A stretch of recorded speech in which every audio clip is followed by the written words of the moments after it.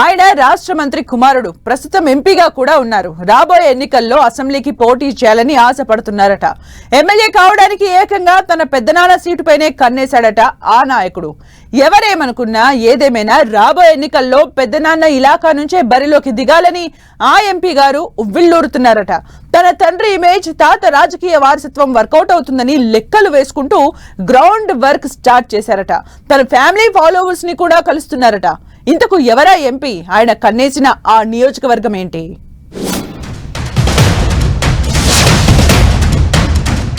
MP గెడ్డం Vamsikrishna Bellampalli segment పై focus పెట్టారా? Bellampalli sitting ఎమ్మెల్యేగా ఉన్న గెడ్డం వినోద్ కుమార్, ఎంపీ వంశీ తన పెద్దనాన్న సీటుకే ఎసరు పెడుతున్నారా? వినోద్ పై ఉన్న వ్యతిరేకతను క్యాష్ చేసుకునే ప్లాన్ లో ఉన్నారా?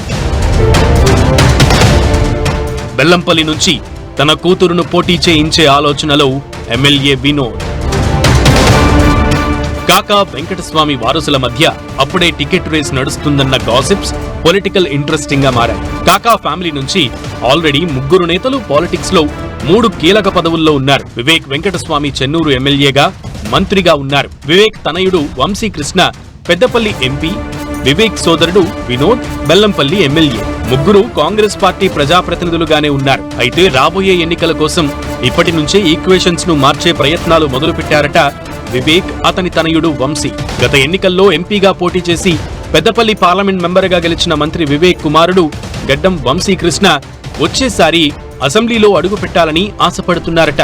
అందుకోసం తన పెద్దనాన్న MLA Gaddam Vinod sitting seat బెల్లంపల్లిపైనే వంశీ కన్నుపడిందన్న టాక్ వినిపిస్తోంది. ఎంపీగా పెద్ద ప్రాధాన్యత లేదని అనుకుంటున్న వంశీ రాబోయే ఎన్నికల్లో శాసనసభకు పోటీ చేయాలని భావిస్తున్నారట. అయితే ఎమ్మెల్యేగా పోటీ చేయడానికి వంశీ తన పెద్దనాన్న నియోజకవర్గమైన బెల్లంపల్లిని ఎంచుకోవడమే పొలిటికల్ ఇంట్రెస్టింగ్ గా మారింది. బెల్లంపల్లి ఎమ్మెల్యే వినోద్ పై ఆరోపణలు, సొంత పార్టీలో వ్యతిరేక గ్రూపులు, ఆయన ప్రజలకు అందుబాటులో ఉండరన్న విమర్శలు ఎక్కువయ్యాయి.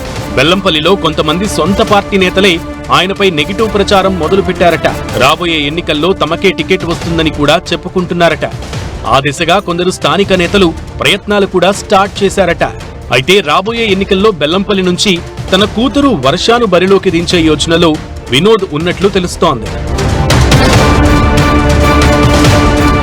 వివేక్ మనోగతం ఇలా ఉంటే, వివేక్ తనయుడు వంశీ మాత్రం పెదనాన్న సీటులోనే కర్చీఫ్ వేస్తున్నారన్న టాక్ వైరల్ అవుతోంది. బెల్లంపల్లిలో తన తాత కాక తండ్రి వివేక్ వెంకటస్వామి ఇమేజ్ తో ఈజీగా గెలవొచ్చనే అంచనాల్లో ఉన్నారట.